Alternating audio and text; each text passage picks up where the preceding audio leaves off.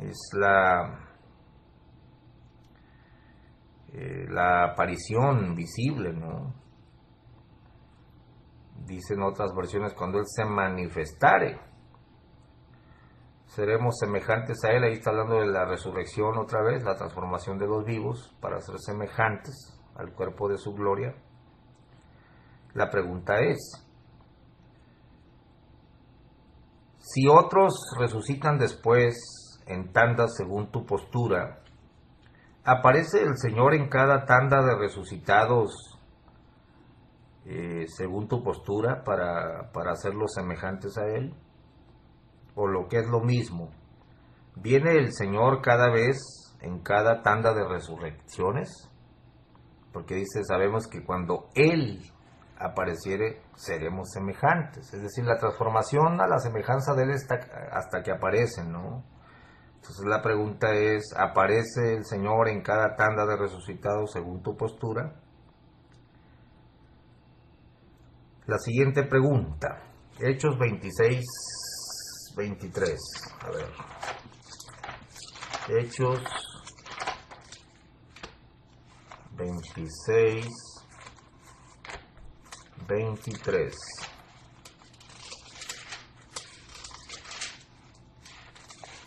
Dice así: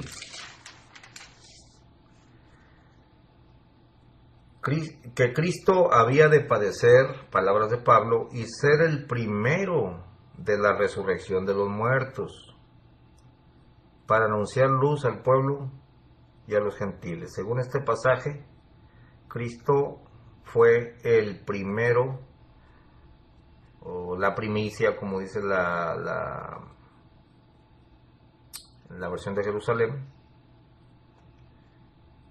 el primero de la resurrección de los muertos. La pregunta es la siguiente: ¿cómo puede Jesús ser el primero de la resurrección de los muertos si decimos que muchos otros, los santos del Antiguo Testamento, por ejemplo, ya participaron junto con él de la resurrección? ¿Cómo puede ser el primero si ya resucitó Abraham, Isaac, David, todos? Entonces no es el primero, ya hay un montón, ¿no? Bueno, ahí está la pregunta. La siguiente pregunta, basada en Hechos 2, 24 al 36. Hechos 2, y es que yo me atengo a la doctrina de la resurrección. Al final voy a explicar por qué. Hechos 2, 24 lee así: hablando de Jesús, al cual Dios levantó, suelto los dolores de la muerte, por cuanto era imposible ser detenido de ella. Porque David dice de él, está hablando de un salmo profético, David dice: veía al Señor siempre delante de mí, porque está a mi diestra, no seré conmovido, por lo cual mi corazón se alegró y gozóse mi lengua, y aún mi carne descansará en esperanza, que no dejarás mi alma en el infierno, ni darás a tu santo que vea corrupción. Hicísteme notorio los caminos de la vida, me henchirás de gozo con tu presencia. Ahora viene la explicación de Pedro. Varones hermanos, se os puede libremente decir del patriarca David que murió y fue sepultado, y su sepulcro está con nosotros hasta el día de hoy. Fíjate cómo habla aquí Rodrigo, Pedro, en el día de Pentecostés.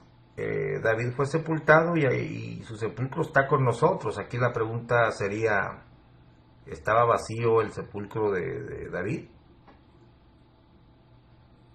Ya había ascendido David junto con Jesús a los cielos en cuerpo.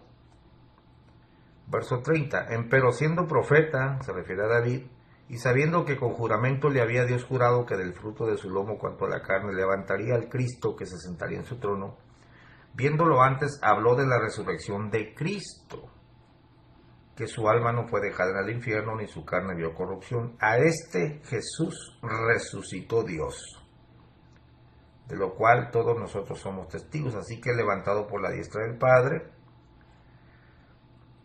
y recibiendo del Padre la promesa del Espíritu Santo, ha derramado esto que vosotros veis y oís. Porque David no subió a los cielos, pero él dijo el Señor a mi Señor, siéntate a mi diestra hasta que ponga tus enemigos por estrado de tus pies. Notemos aquí, David no subió a los cielos. No se refería a la resurrección de David, sino a la resurrección de Cristo, ¿verdad? La pregunta es, ¿subió David a los cielos en cuerpo? ¿O su sepulcro está todavía con nosotros? ¿Y su cuerpo sigue ahí? ¿O está vacío el sepulcro de David como el de Jesús? Ahí está la pregunta. La siguiente. En San Juan 5, 28 y 29 leemos así.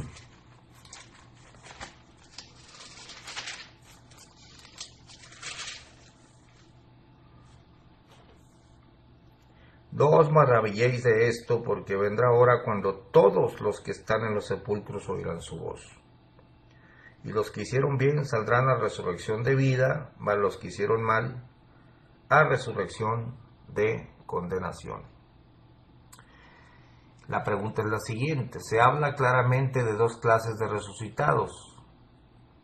¿Podrías nombrar, Rodrigo, cuáles son estos dos grupos y cuál resucita primero? Es decir, ¿en qué orden resucitan los muertos según las Escrituras? La siguiente pregunta, Juan 6:39, dice, y esta es la voluntad del que me envió, del Padre, que todo lo que me diere no pierda de ello, sino que lo resucite en el día postrero.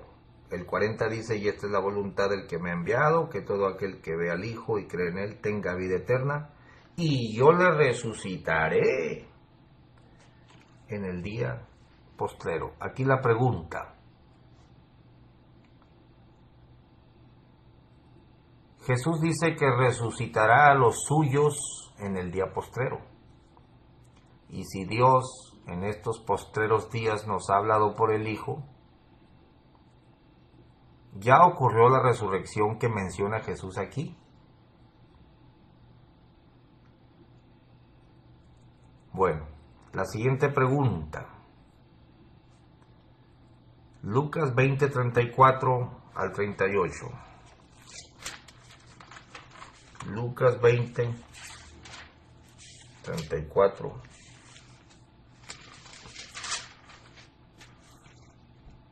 al 38. Entonces respondiendo Jesús les dijo, los hijos de este siglo se casan y son dados en casamiento, mas los que fueren tenidos por dignos de aquel siglo y de la resurrección de los muertos, ni se casan ni son dados en casamiento, porque no pueden ya más morir, porque son iguales a los ángeles y son hijos de Dios cuando son hijos de la resurrección. Y que los muertos hayan de resucitar, aún Moisés lo enseñó en el pasaje de la zarza cuando llama al Señor Dios de Abraham y Dios de Isaac y Dios de Jacob, porque Dios no es Dios de muertos, mas de vivos, porque todos viven a Él.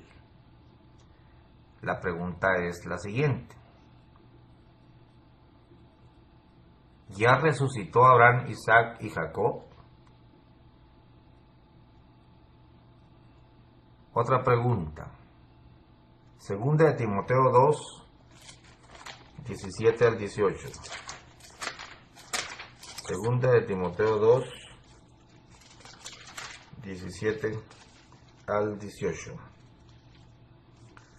Y la palabra de ellos carcomerá como gangrena, de los cuales son Himeneo y Fileto, que se han descaminado de la verdad, diciendo que la resurrección es ya hecha, y trastornan la fe de algunos. La pregunta, ¿es la resurrección ya hecha? ¿Y de dónde surgió esta idea que Pablo combatía? ¿Puedes ofrecer, Rodrigo, algún pasaje que nos dé el origen de esta idea que Pablo está combatiendo? La siguiente pregunta: ¿están ya David y los santos del Antiguo Testamento resucitados en cuerpo?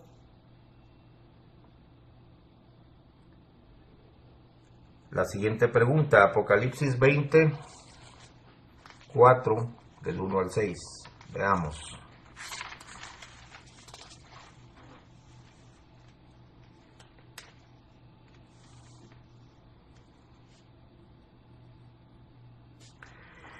Bueno, leamos el 4. Apocalipsis 24. Y vi tronos y se sentaron sobre ellos y les fue dado juicio, y vi las almas de los degollados por el testimonio de Jesús y por la palabra de Dios, y que no habían adorado a la bestia ni a su imagen, y que no recibieron la señal en sus frentes ni en sus manos, y vivieron y reinaron con Cristo 1000 años. Mas los otros muertos no tornaron a vivir hasta que sean cumplidos 1000 años. Esta es la primera resurrección. Bienaventurado y santo el que tiene parte en la primera resurrección. 2 puntos, o más bien punto y coma. La segunda muerte no tiene potestad en estos. Antes serán sacerdotes de Dios y de Cristo, y reinarán con él 1000 años. La pregunta es la siguiente: si en Apocalipsis 4:1 resucita una parte de la iglesia, y si los santos del Antiguo Testamento ya habían resucitado, entonces Apocalipsis 4, 5, esta es la primera resurrección. No es la primera, sino sería la tercera o la cuarta, porque tú sostienes que ya resucitaron varias tandas, ¿no? Pero ese concepto no existe en las Escrituras, la tercera o la cuarta resurrección. Entonces aquí hay una contradicción. Otra pregunta: los que participan de esta primera resurrección son bienaventurados y santos, los que tienen parte en esta. Ahora bien, la pregunta sería: ¿y las otras tandas que ya habían resucitado en 4:1 y los testigos y todo eso, ellos no son bienaventurados y santos? Ahí está la pregunta. Otra pregunta: la segunda muerte no tiene potestad en estos, los que participan de esta primera. La pregunta sería: la segunda muerte sí tiene potestad en las otras tandas de resucitados, según tu postura, ya que no participan en este grupo que estoy leyendo, que son bienaventurados y santos. Bueno, hay muchas otras preguntas, y obviamente yo me fui a este punto. Yo no creo que la resurrección, que haya varias resurrecciones, y tampoco postulo esa ambigüedad de que es una sola, pero es un largo proceso,